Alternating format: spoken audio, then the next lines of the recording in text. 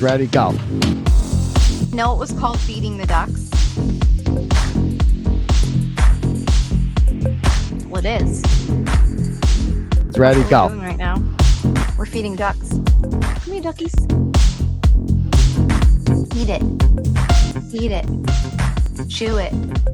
Swallow it. Don't bite my finger. Ooh, be nice. Ooh, close one. Feeding the ducks. You like that, ducky? Take it. Take it, duck. You like that, duck? We're best friends, duck. You want more? Don't be greedy. Feeding the ducks. You're feeding the ducks. You're feeding the ducks. You're feeding the ducks. Hmm? Feed the ducks?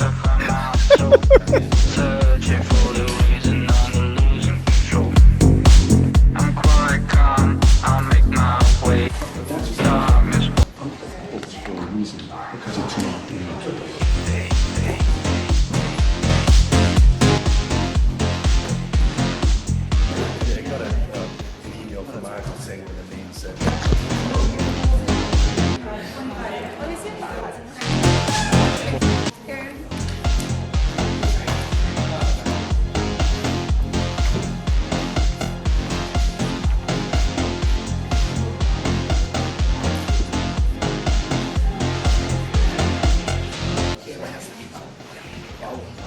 Has to be up.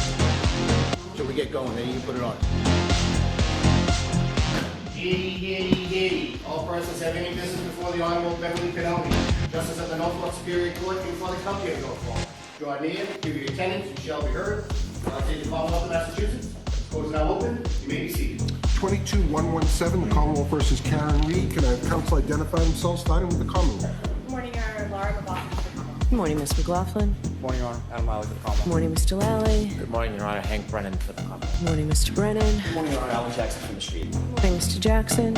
Good morning, Your Honor. Elizabeth Little, also on behalf of Mr. Good morning, Ms. Little. Good morning, Your Honor. Robert Alessi on behalf of Ms. Reed. Good morning, Mr. Alessi. Good morning, Your Honor. David Yannetti for Karen Reed. Good morning, Mr. Lee. All right, so we have a lot to cover, but what I'm going to start with is a decision on the Commonwealth's motion to exclude employees of ARCCA. So first we had full hearing from counsel. I heard from the lawyers. I heard from Mr. Alessi on behalf of the lawyers. I've read the transcripts. I've listened to the sidebar conference and read that transcript. And I've certainly read the pleadings. So based on all the evidence, I conclude that there has not been candor required of all lawyers has not been demonstrated here. I find that there have been repeated misrepresentations made to the court by defense counsel, and I conclude that they were deliberate concerning the relationship with the ARCCA witnesses. They were made at sidebar, in open court, and in pleadings. And I think the record is pretty clear, and I find that on July 25th, 2024, payment was made to the ARCCA witnesses.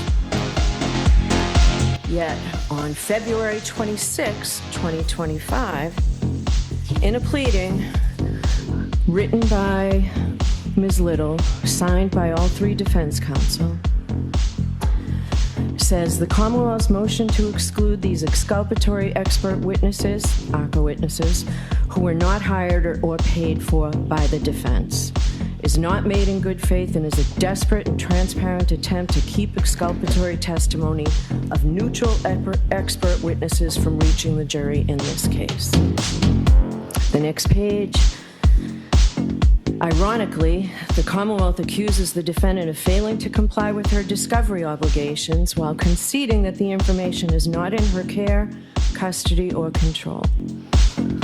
Moreover, here, the defense has gone above and beyond its reciprocal discovery obligations and has already satisfied all of its mandatory discovery obligations under Rule 14 and turned over all additional information in the control and custody of the defense relating to the ARCCA witnesses as ordered by the court. I should have So, I find, or conclude, that that was a material misrepresentation and that it was deliberate. So I find that there is a flagrant violation of the Rule 14 obligations, and before I decide which sanctions are appropriate, I need to see defense counsel and Ms. Reed at sidebar. I'm going to ask that the Commonwealth remain where they are. I'm going to seal this sidebar, but I need to have a colloquy with Ms. Reed before I figure out exactly what I'm doing. Control. I should have listened to her. So hard to keep control. We kept on eating, but our bloated bellies still not full. She gave us all she had, but we went and took some more. Can't seem to shut her legs. Our mother nature is a whore. All right. So, there's no greater constitutional right than the defendant's right to a fair trial and the right to counsel, which includes counsel of her choice. So, I've just had a thorough colloquy with Ms. Reed. I believe it was extensive and thorough, and she has expressed to me a strong desire to continue with her lawyers. Ms. Giannetti, is Mr. Jackson lead counsel? I just want to make the record clear. Mr. Jackson, are you lead counsel?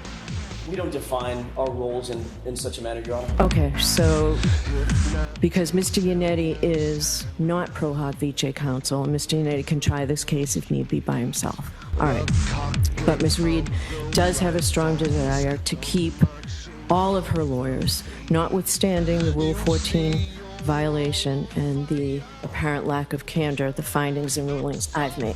So, based on that, I am not going to revoke pro hoc vice licenses.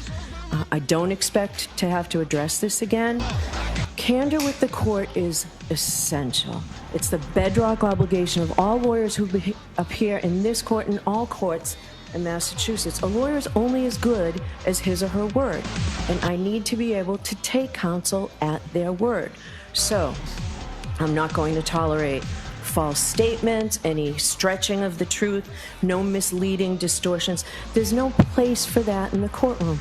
And Mr. Jackson, you stated this very eloquently in your closing argument last time. Commonwealth, I am denying your motion to exclude the ARCCA witnesses.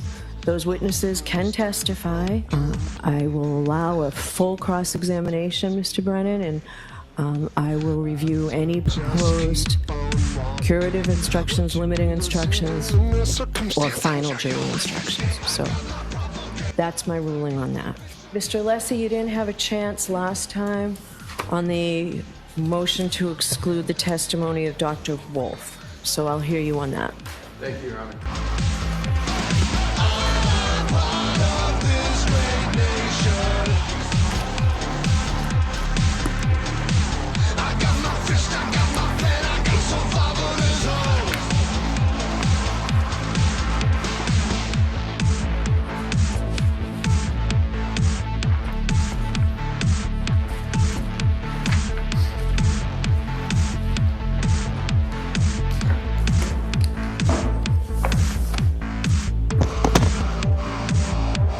May it please the court.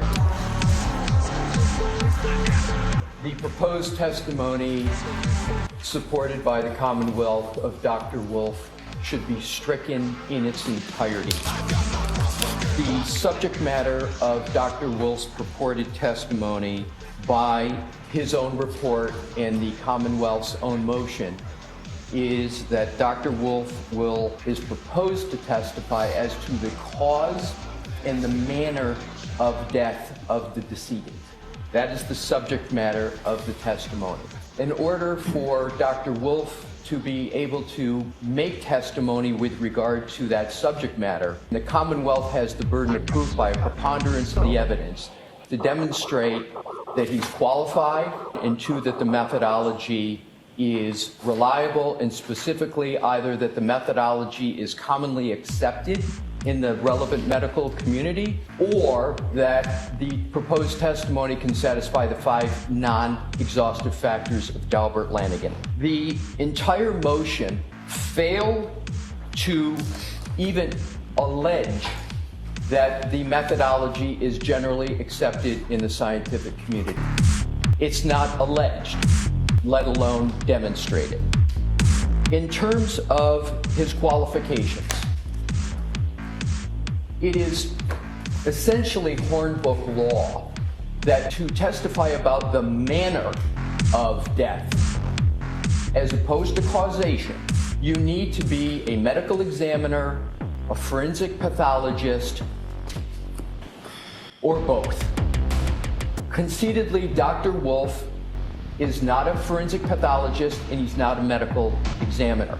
So I'm going to just put aside for the moment the cause of death. He's got to be able to show both because he's opining about both. So there is no demonstration in the record that is before Your Honor as to how Dr. Wolf is qualified to talk about the manner of death.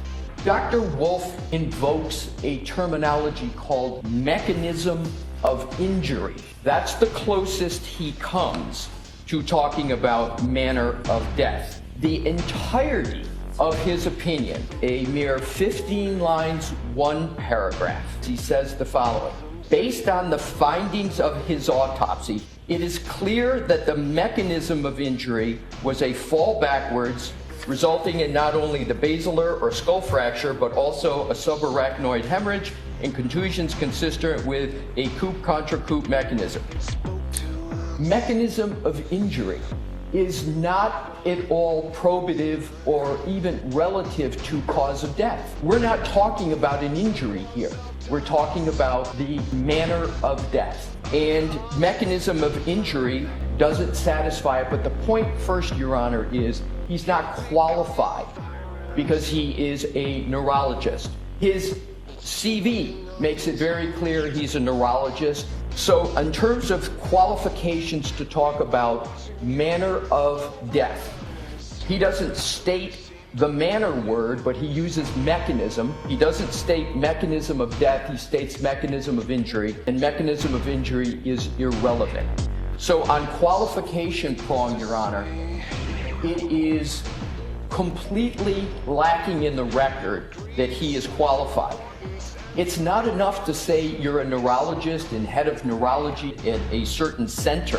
And this is juxtaposed next to the fact that the Commonwealth, the autopsy, which is very clear that those that are qualified, Dr. Stonebridge and Dr. Scorti-Bello. Dr. Stonebridge didn't even venture into the manner of death at all, didn't comment on it. Dr. Scorti-Bello, who is a medical examiner and who is board certified in pathology, concluded that the manner of death was undetermined.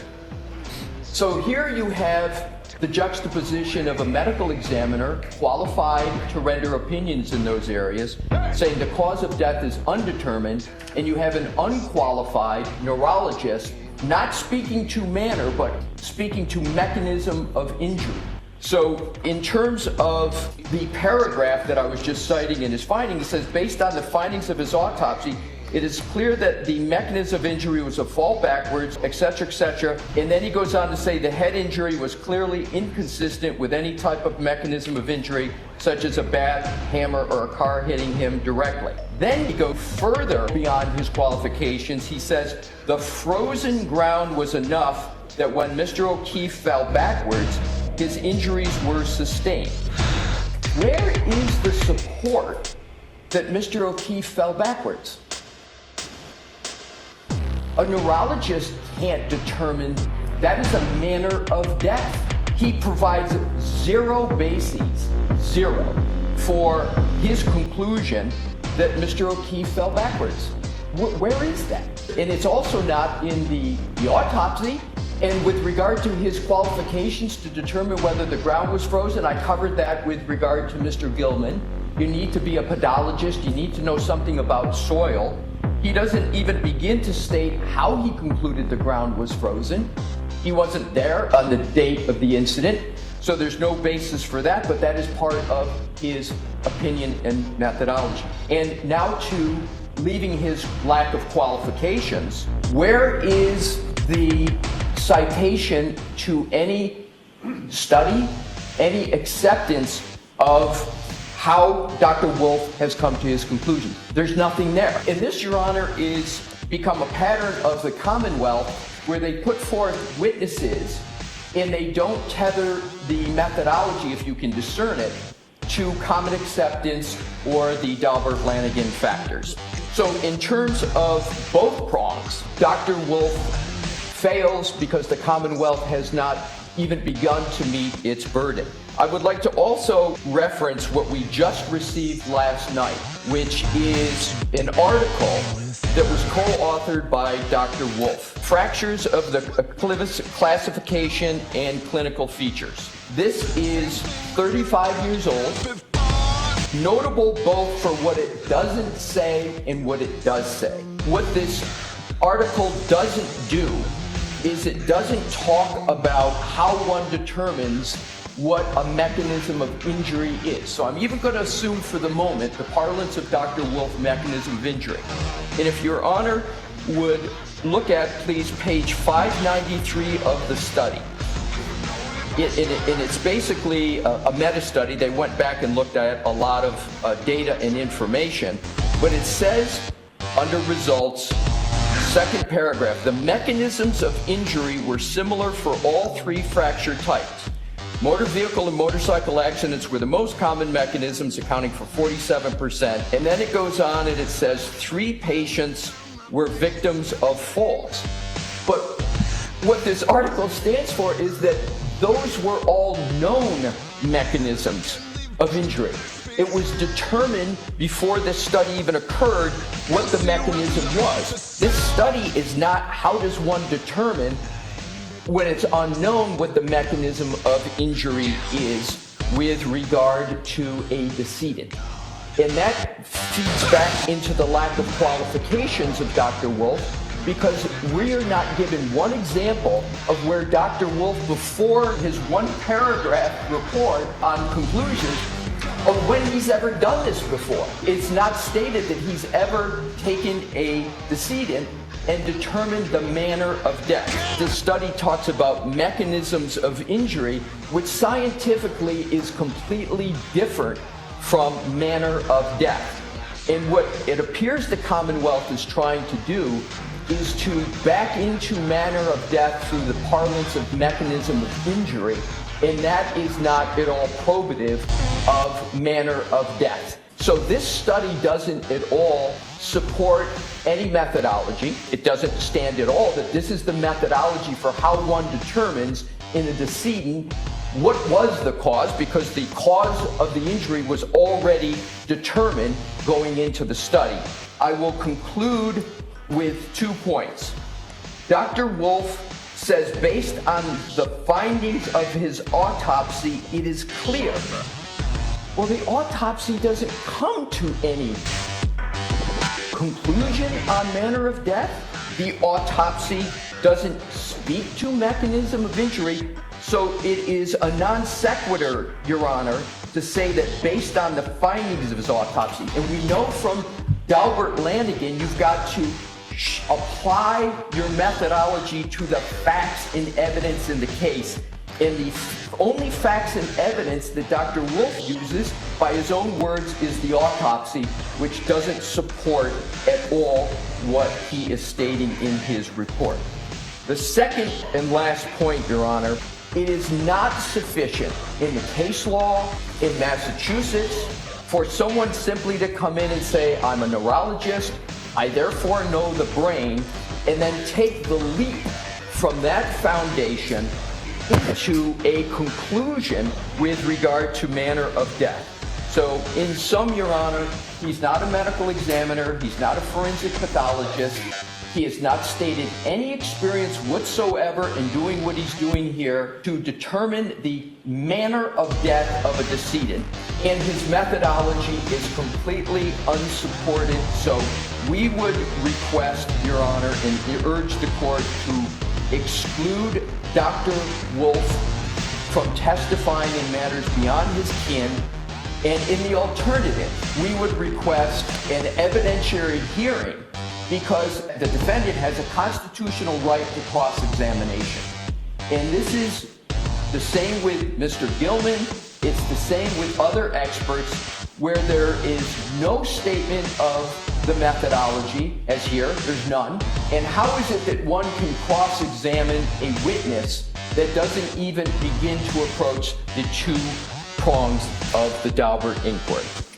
All right. Thank you. Mr. Browning?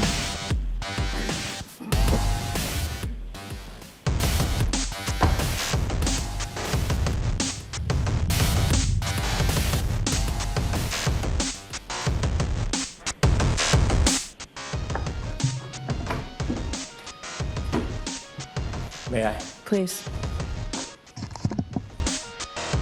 Attorney Lessie mistakenly misstates Dr. Wolf's credentials. Dr. Wolf is not a neurologist, he's a neurosurgeon. He's not simply a neurosurgeon, and it's not that he's a renowned neurosurgeon, but he has over 35 years of experience as a neurosurgeon. Dr. Wolf has an extraordinary history of experience as a neurosurgeon. As a neurosurgeon, he engages in an internship in pathology, neuropathology. Dr. Wolf was the leader and director of the Miami Neuroscience Center for 17 years. From 1993 to 2011, he has treated tens and thousands of patients with head injuries, surgeries. His professional memberships are too long to list. Page 3 of his resume.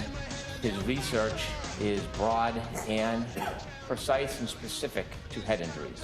We can see in his research, principal investigator in THAM treatment of brain tissue, acidosis in severely injured patients, principal investigator, PEG, SOD, and severe head injury. He is well published. His book chapters that he listed anyways, lists 16, many of them dealing specifically with head injury and brain injury.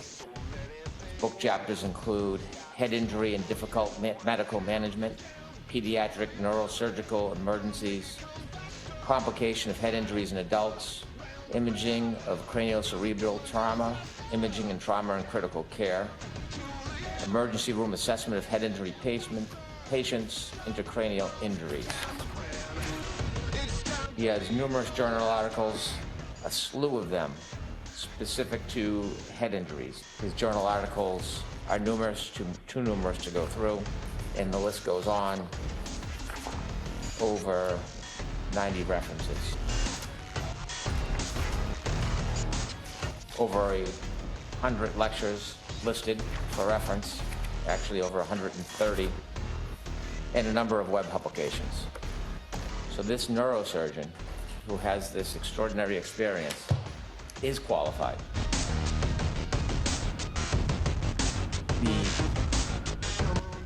ability to testify about head injuries and medical diagnosis and cause of death is not limited to a pathologist. In fact, I would suggest that the experience of Dr. Wolf is far superior to any pathologist.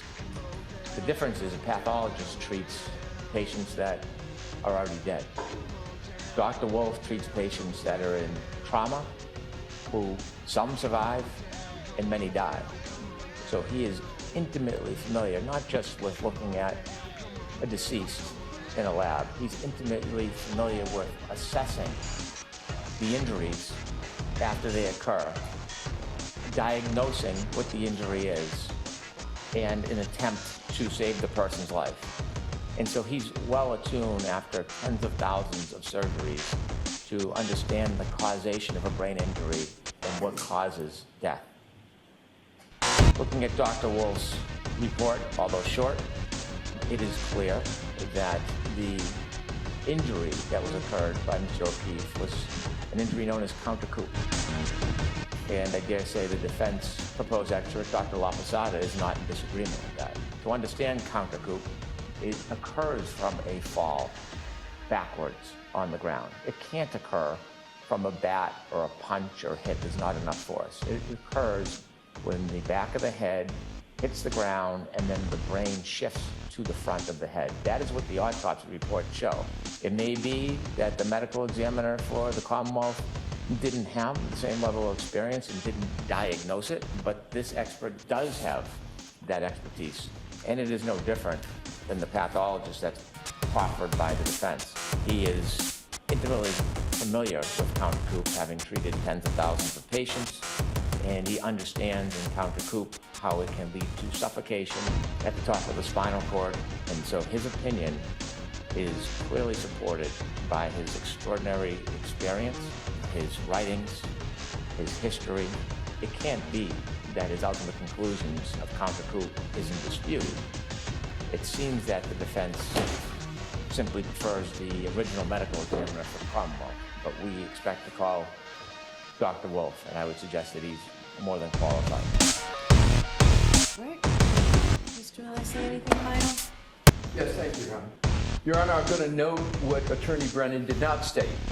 He did not address at all how the methodology, to the extent it's discernible of Dr. Wolf, is commonly accepted or it satisfies any of the Dalbert factors.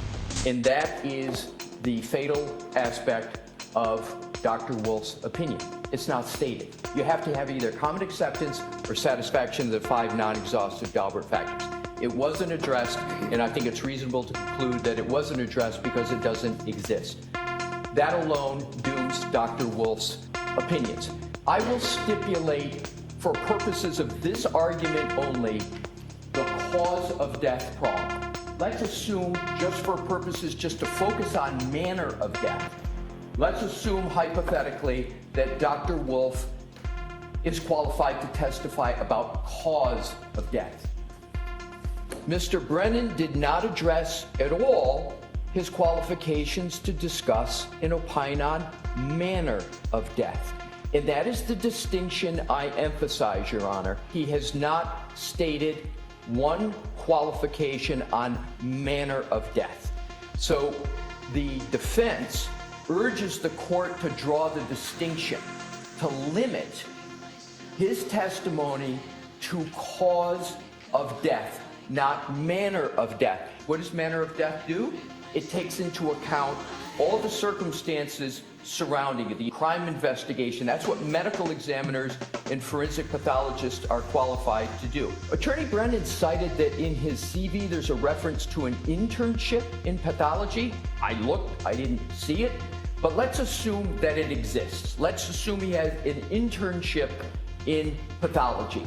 That does not qualify him to engage in manner of death 40 years later without any experience from that internship all the way until 2025. Lastly, Attorney Brennan goes through numerous studies, and I appreciate that he did because the CV is almost endless with meetings, presentations. There's 4 peer-reviewed articles. That's it.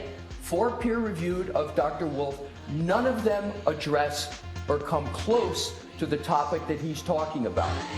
My last point is this with regard to Dr. Wolf's qualifications and what his practice has been. And Attorney Brennan concedes it by his own words. He said cause of injury. And again, for purposes of this argument only, I will concede cause of injury. But manner of death was not addressed by Attorney Brennan. It's not addressed in any of the qualifications of Dr. Wolf, and it's not addressed in terms of the 1 paragraph that we have.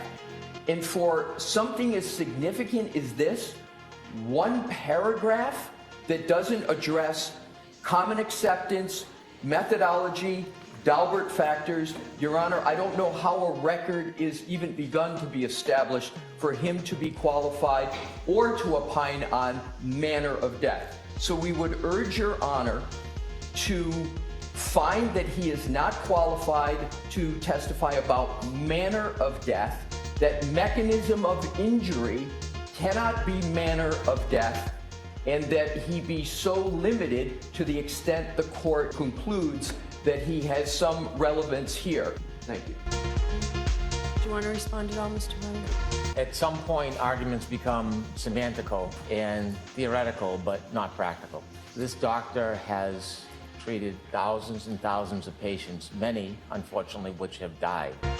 It is obvious that the neurosurgeon would understand and appreciate why his patients are dying, because that is part of the study of trying to save them. So for him to reduce that, the manner of death is based on my thousands and thousands of patients and my years and decades of experience seeing firsthand. Many of these patients I cared for or tried to help died, and this is why. Technically, he could do that if that satisfied Mr. Alisi, but that is so unnecessary because it's obvious. Thank you. Okay. Thank you. All right, so we have a series of motions in limine to present the demonstrative exhibit on Christina Hanley's testimony. Is there an objection from the Commonwealth on this? There is an objection. All right, so I'll hear the defense on this motion. Thank you, Your Honor, if I may. The court will call this deals with glass. Christina Hanley spoke at length about her analysis of pieces of glass. There were more than a dozen pieces of glass that she testified to. They were variously found in different places at different times by different people. These were a bunch of pieces of glass that originated from multiple sources. Some matched each other, some did not match anything else, some were from the same source, some were from multiple sources and different and distinct between and among each other. How many days have you fasted in a row? You don't want to know. How many days? 41 and a half. What? 41 and a half. You went 41 days with no food? Water. And a little salt in the water, like little electrolytes. And I lost. Wow. Yeah. See, when I lock on, I can do something. Oh, I know that. But that's a crazy lock on. 41 days. Well, that was. How much did I you was lose? fasting for. It was mental. It was like I felt so bad for my daughter. I said, I'm going to do this for you. It was something that I could do, and apply it to. And it was like so emotionally tied into me. And I started fasting, and I go, I didn't say I'm going to do 40 days. I just said I'm going to do whatever I can. I'm going to start fasting right now. And I was praying for her. I was worried. And I did like 4 or 5 days. And I was getting through it, but I was wanting to get off it then. I was like, well, I got to start to eat because I'm really hungry. And I went and I talked to my daughter. I go, how are you feeling? She goes, I've been feeling good. She goes, have you been fasting for me? And I go, yeah. And she goes, thank you so much. And I literally went, okay, I got to keep going. I couldn't stop then. Right. So I just kept going a day at a time.